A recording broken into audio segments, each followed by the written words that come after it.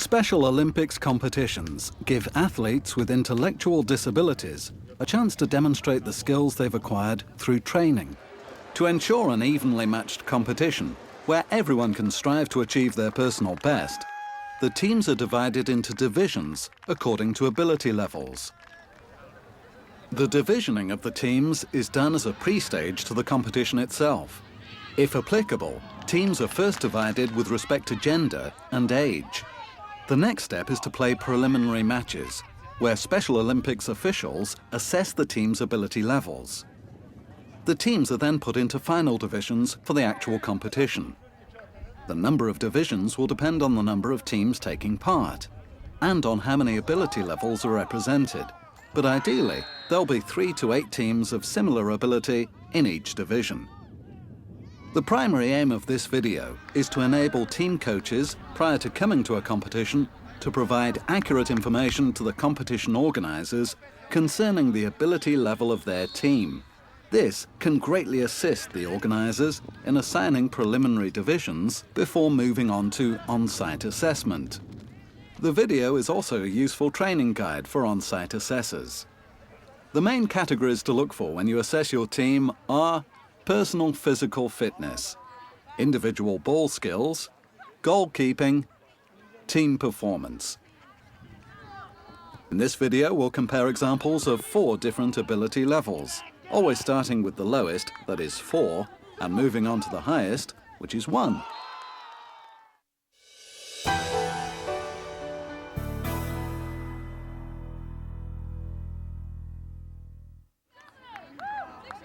The first category to look at is the physical fitness of the individual players.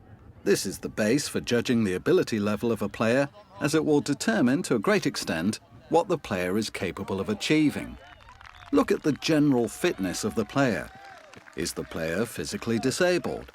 How agile is he or she? How fast can they run? What's their balance like? And how good is their coordination?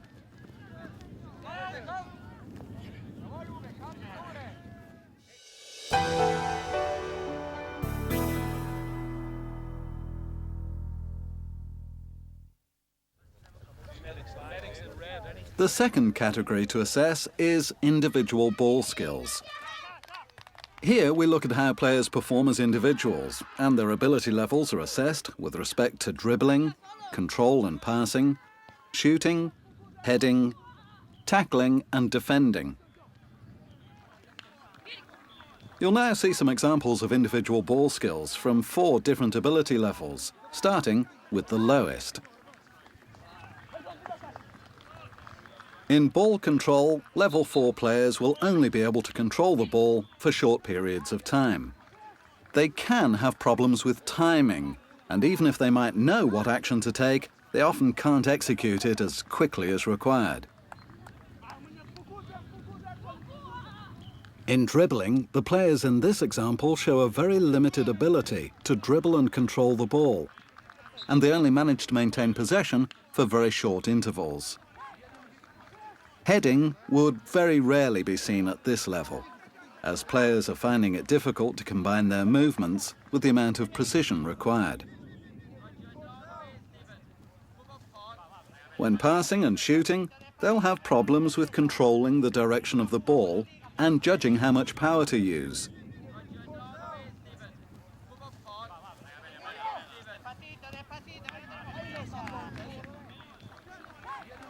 Level 4 players will be able to kick a ball well from a static position, but it can be very difficult to accurately kick a ball when it's moving.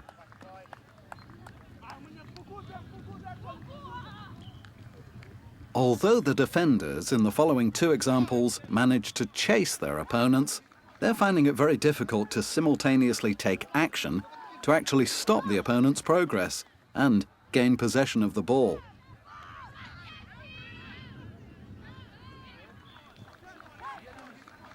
This example also highlights the importance of divisioning, as the player in blue clearly can't keep up with the tempo of his opponent and would probably do much better against a more even contestant. So, to summarise, a level 4 player has low level of control over the ball. can only deal with one skill at a time and finds it difficult to time movements accurately.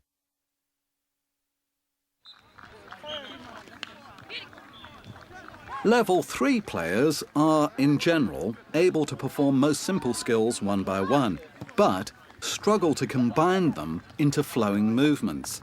They find it difficult to keep close control of the ball and often lose possession when pressured by opponents. While dribbling, this player is attempting to wrong-foot her opponent with a trick she's probably practiced in training and is fully capable of carrying out. But here, the pressure from the opposition is affecting her performance.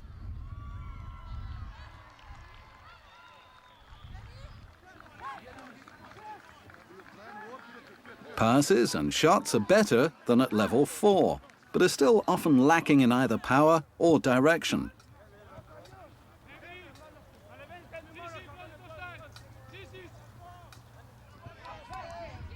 Even when a player has plenty of time and is under no direct pressure, it can be difficult to get all components right.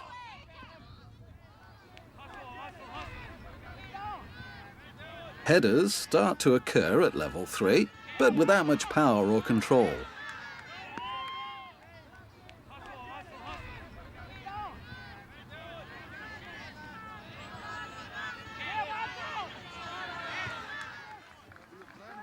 Defensively, the players are also more likely to take focused actions, but timing the movements can still be difficult. In other examples, the player may stop the opponent's attack by successfully clearing the ball, but lack control when trying to keep the ball within the team. So, to summarize, a level 3 player can perform most individual skills on a moderate level, struggles under pressure from opponents, and lacks in power and direction when shooting and passing. Level 2 players are better at combining different elements and can be more advanced at certain individual skills, as long as they're not under too much pressure. The players in these two examples are both possessing good dribbling skills, but are being affected by the pressure from opponents when it comes to finishing off the dribble with a shot at goal.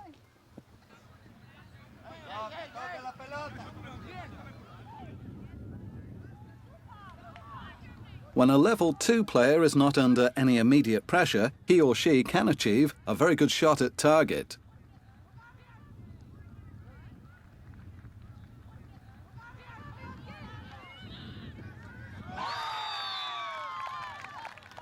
And here, from a static position, a well-planned shot with sufficient power. It's only lacking control in direction and is slightly off target. It's important to take the opposition into account when judging a player's ability level. The player in this example appears as a skilled dribbler, but may not be as competent when placed under pressure.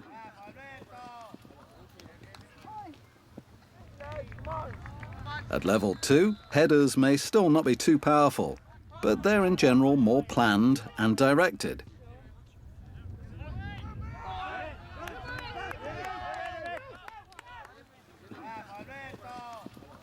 Defenders are capable of putting a great deal of pressure on their opponents, making full use of their bodies in order to gain possession of the ball.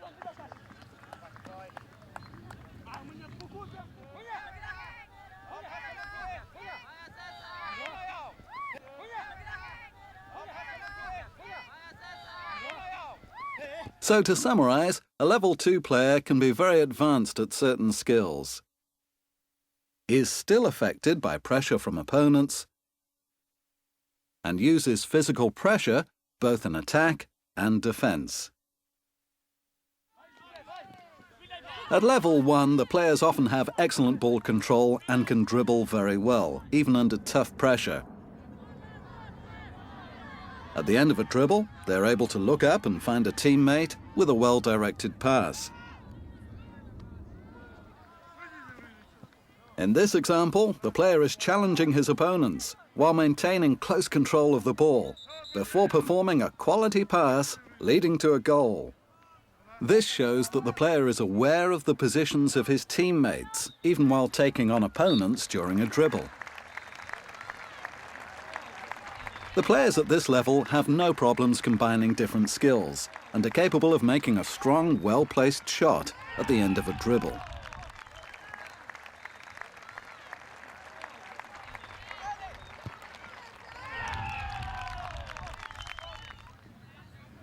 Shooting from set plays is also done very professionally, with the players consciously directing the ball at chosen areas of the goal.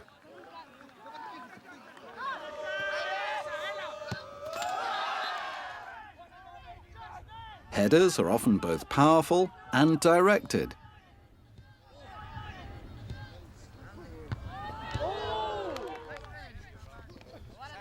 And defenders are using well-timed tackles to gain possession of the ball. So, to summarise, a level 1 player often has excellent ball control in all aspects of the game, can easily combine different skills, even under pressure, and is able to provide a strong defence, including tackles. In summary, consistency, accuracy, quality and speed of individual ball skills all increase from level 4 to level 1, as does the ability of a player to perform well under pressure.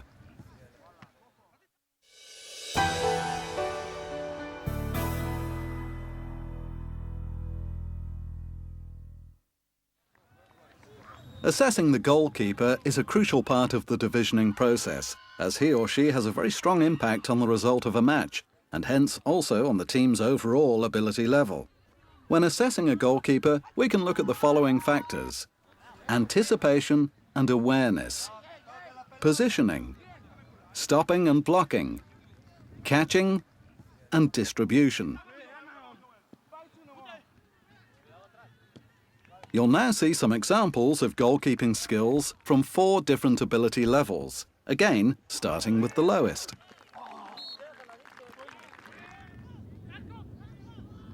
Level 4 goalkeepers have a low level of match awareness, which affects their ability to anticipate opponents' moves and position themselves accordingly. They'll not be able to combine their movements with much speed and often struggle with coordination. It's important to take into account that the goalkeeper in this example is at a much lower level than his teammates, which could significantly affect the team's final divisioning placement. In these examples, the goalkeepers are all positioned well, but their anticipation of and reaction to the attacker's next move is not quick enough to result in an attempt to actually stop the ball. And when the goalkeeper does make an attempt to stop an opponent's shot, as seen here, the action is often carried out too late. So unless the game is very slow, a level 4 goalkeeper won't be able to make many saves, and saves that are made will almost exclusively consist of blocks rather than catches.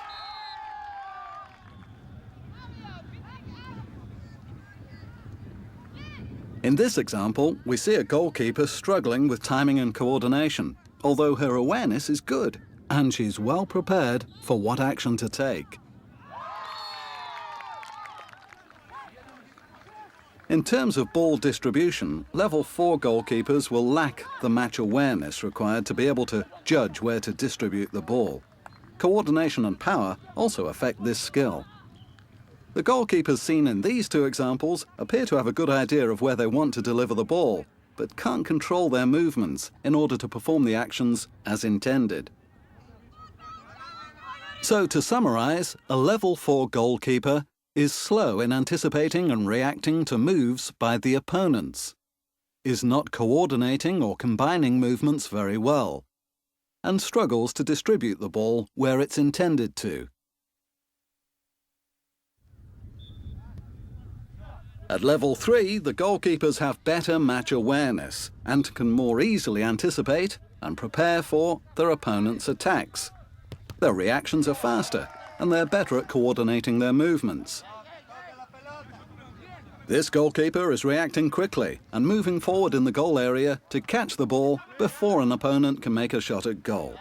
But bear in mind that the tempo of the game is very slow, and that a level 3 goalkeeper wouldn't be able to perform this move under a lot of pressure.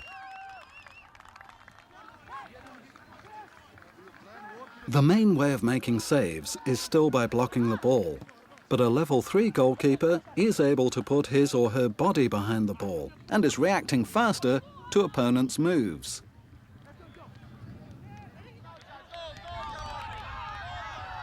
Goalkeepers on this level are finding it easier to combine several movements, but coordination, although better, is still causing some problems.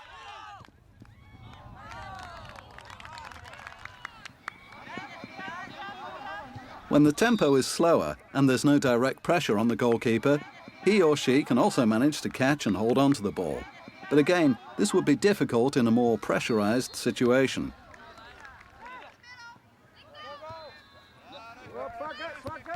As the goalkeepers have better match awareness, they also have a better understanding of where to distribute the ball in order to give their own team a playing advantage. So there's more intent behind goal kicks and throws, but they're still often lacking in either strength or precision. So, to summarize, a level 3 goalkeeper has better match awareness and a higher ability of anticipation, makes most saves by blocking the ball, and lacks strength and precision when distributing the ball. At level 2, goalkeepers have good match awareness and are taking on more responsibility for organising the defence and giving instructions to their teammates. They're also good at anticipating their opponent's moves and are preparing for attacks by constantly repositioning themselves in the goal area.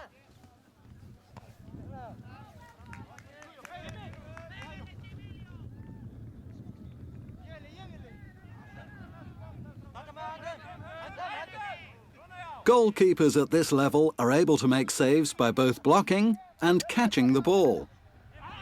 And after they've made a block, they quickly reposition themselves so that they're ready for any potential rebounds.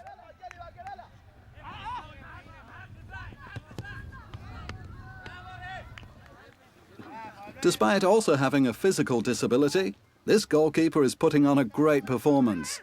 He first makes a good clearance, utilising his whole body, and then returns to the goal area for another well-made save.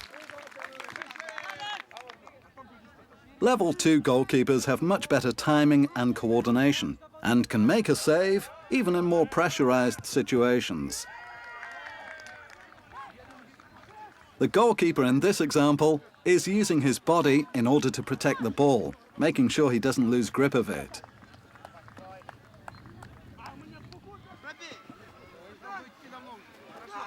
And this goalkeeper demonstrates a good ability of timing by first making a catch right in front of his opponent's feet, preventing a shot at goal, before quickly handing the ball over to his teammate.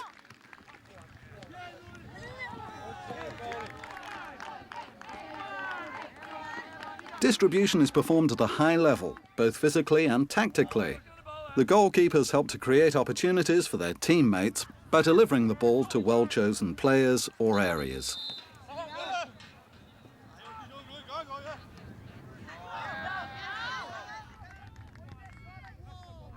In this example, the goalkeeper is following up a save by an attempt to quickly distribute the ball to a teammate. The delivery is well planned, but lacks control, and the ball ends up with an opponent. The goalkeeper, however, shows good skill by reacting fast and getting into position to make a second clearance. So, to summarise, a level 2 goalkeeper makes saves by both blocking and catching the ball. Has good timing and coordination, also under pressure. And distributes the ball well, both physically and tactically. Goalkeepers at level 1 have very good match awareness. They're able to stay focused on the game action and are continuously reassessing their position within the goal area. They play a major role in organising their defenders and give visual and verbal instructions to their teammates.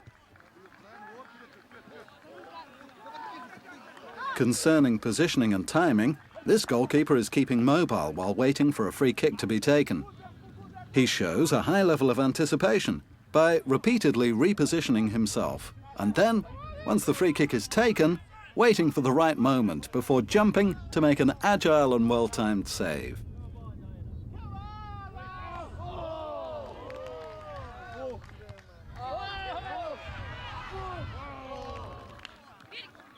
Goalkeepers at this level are fully capable of both blocking and catching the ball, and adapt their saves to what the situation requires. In these two examples, the goalkeepers deal with powerful free kicks by blocking the ball, and then, if needed, quickly getting up again to cover for the rebound. In other situations, the goalkeepers are catching and holding onto the ball, while dealing well with pressure from opponents. Goalkeepers at this level are showing more confidence in themselves by moving further out in the goal area, and they're often interrupting the opponent's moves, preventing their attacks from being completed.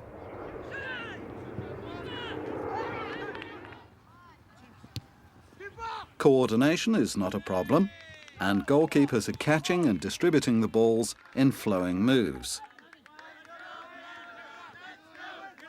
At this level, distribution is done with power and precision.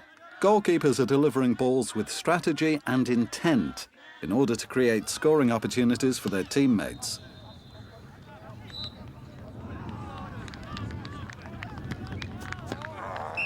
So to summarise, a level 1 goalkeeper has very good match awareness and helps organising the defence.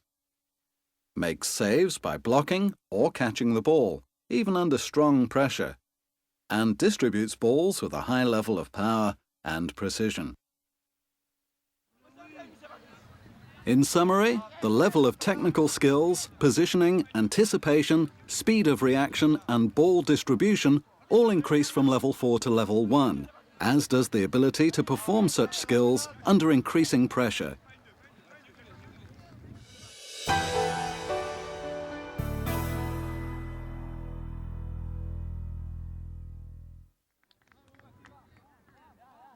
The last area to assess is the overall team performance. Here we look at how players perform as a team, opposed to as individuals. The ability level of a team is evaluated with respect to spatial awareness, team positioning, teamwork, set pieces and tactics.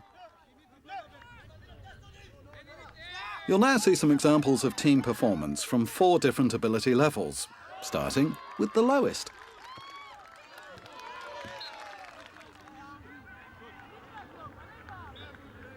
At level 4, teams have very little spatial awareness and a low level of integration between players. It can be very difficult for the players to read the game and anticipate what their teammates are intending to do. Hence, the players find it hard to think ahead of the immediate action, which is why we rarely see the players in a level 4 team move into open spaces in anticipation of a pass. At the same time, there are at this level often players who remain static and move very little in anticipation of the play.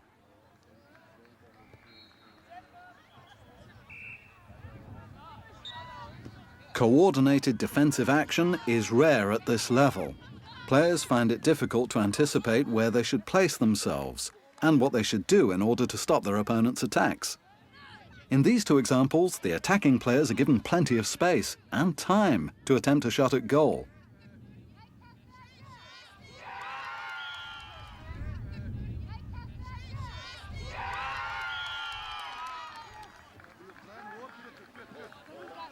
An example here of quite good technical skill, but weak teamwork.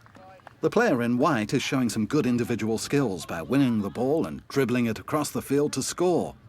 But she's not involving any of her teammates, and there's no integration or teamwork, either in attack or defence.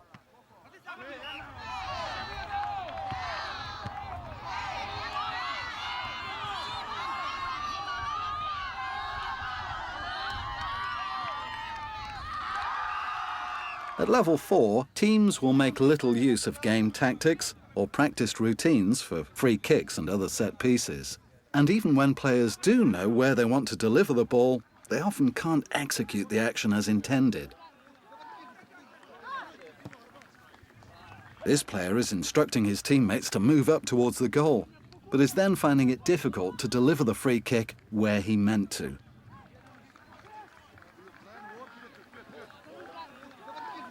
And in this example, there's no team effort at the free kick. No players have positioned themselves in or around the penalty box to be available for a pass or to be ready for a potential rebound. This animation illustrates the typical playing pattern of a level 4 team with regard to spatial awareness and teamwork. We can see how the players act as individuals, and that many of them are concentrated on following the ball, while others remain static and uninvolved. The level of communication is low, and a very limited part of the field is occupied at any one time.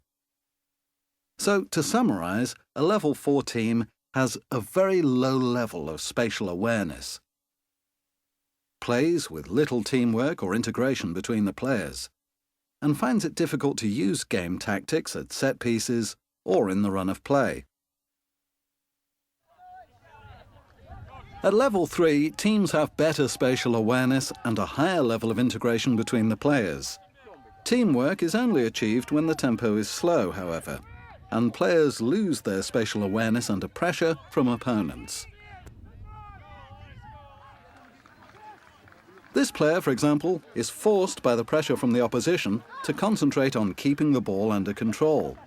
If he'd not been under pressure, he probably would have discovered his better placed teammate and passed the ball to him, instead of making the shot himself.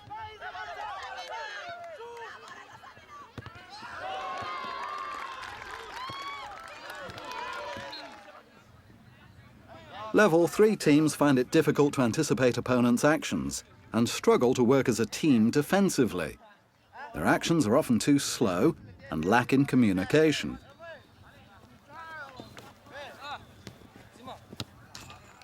In this example, there are plenty of players in the defensive area, but there's no coordination or communication, and no one interferes quickly enough to actually stop the attack. Corners and other set pieces are taken with more intent than on level 4. Teams are capable of understanding basic tactics, although they may struggle to execute them correctly. In this example, there's a good strategy behind the free kick, and it's probably been practiced in training. But although well-intentioned, the taker of the free kick finds it difficult to deliver the ball to the teammate who's taken position in front of the goal.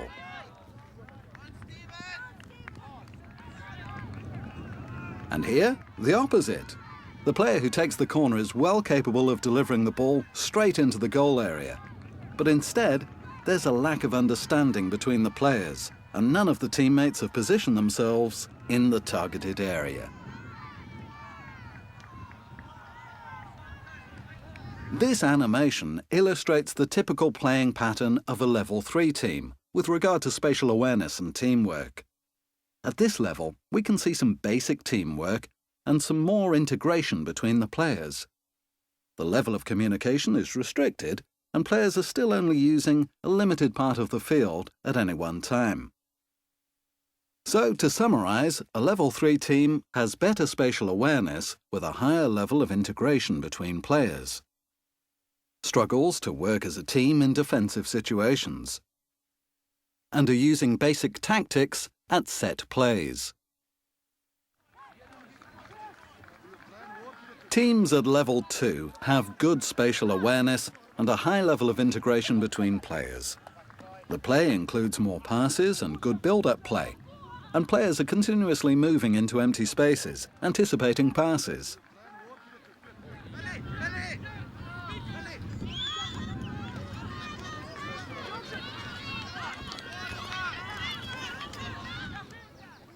This player is well aware of his teammate's position and makes a strategic pass, leading to a goal.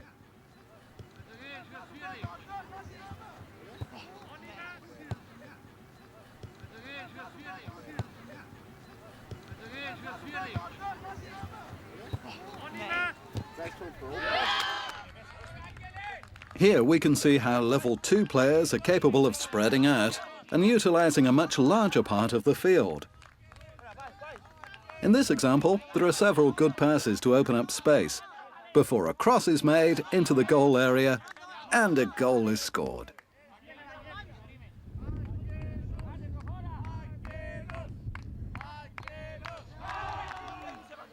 At this level, players are showing much better teamwork in defence.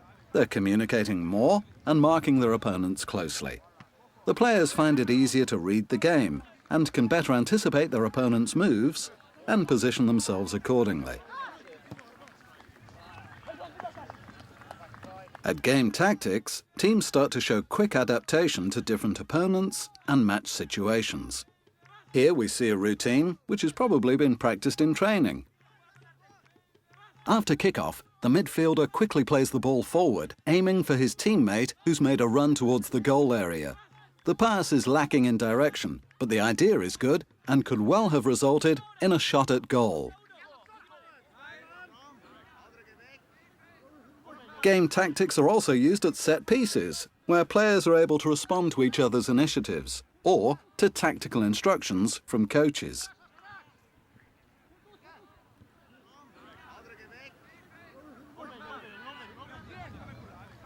At level 2, players use much more communication than at lower levels in order to influence the game action. In this example, communication between teammates results in a short corner leading to a shot at goal.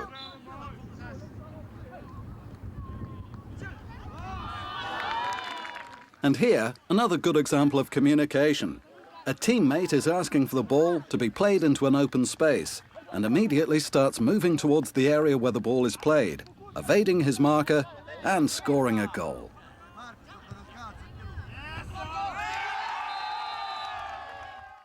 This animation illustrates the typical playing pattern of a level 2 team with regard to spatial awareness and teamwork.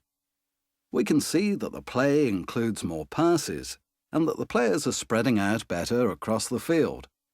There's more communication and teamwork between the players, both in attack and defence.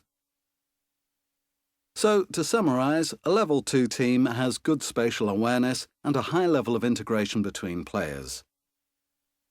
Works as a team in defence and can better anticipate their opponent's moves.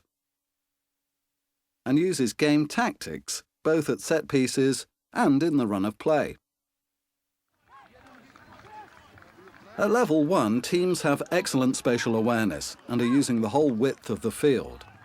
The players are fully aware of each other's positions and good teamwork is performed, even under intense pressure from opponents.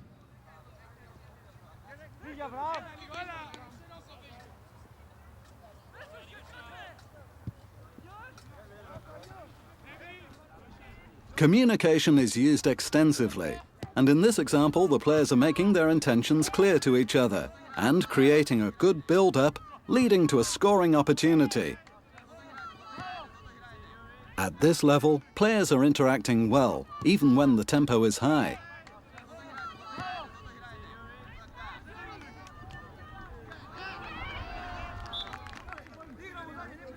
Defensively, players are good at anticipating the game action, and they mark their opponents closely. They can better anticipate the opposition's moves, so they know where to place themselves and what action to take to stop their attacks.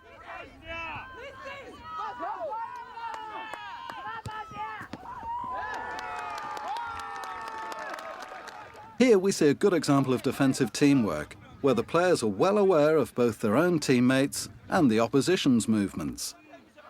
This attack would have ended with a goal had the defender not been covering for his goalkeeper by making a crucial block on the goal line.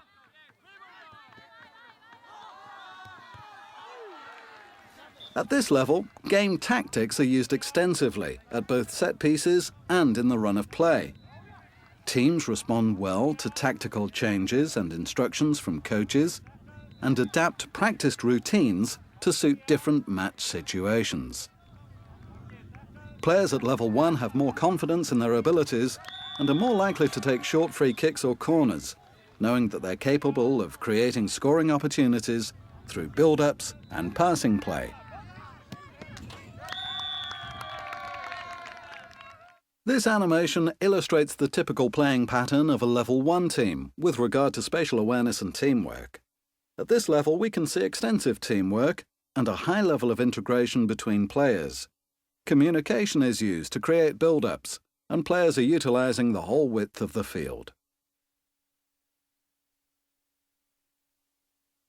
So to summarize, a Level 1 team has very good spatial awareness and utilizes the whole playing area. Performs good teamwork in attack and defense, even under strong pressure from opponents. And can adapt set pieces and game tactics to what the situation requires.